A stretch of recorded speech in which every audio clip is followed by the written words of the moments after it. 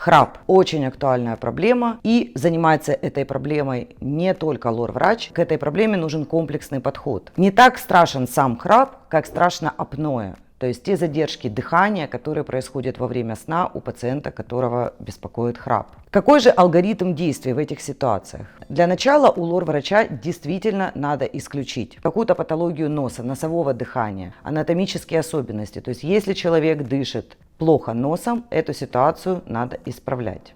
И вообще все хирургические вмешательства, которые производит лор-врач, как правило, дают результат только в 30, может быть 40% случаев.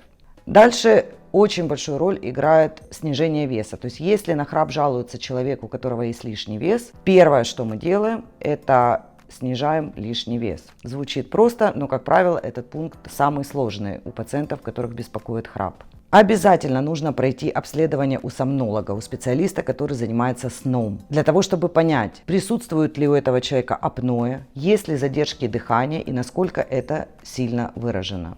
И если все вышеперечисленные проблемы решены, и человека все равно беспокоит храп, особенно с апноэ, тогда единственным выбором для такого человека является СИПАП-терапия. Этого нельзя бояться, эти возможности надо использовать, потому что апноэ очень вредно для здоровья пациента.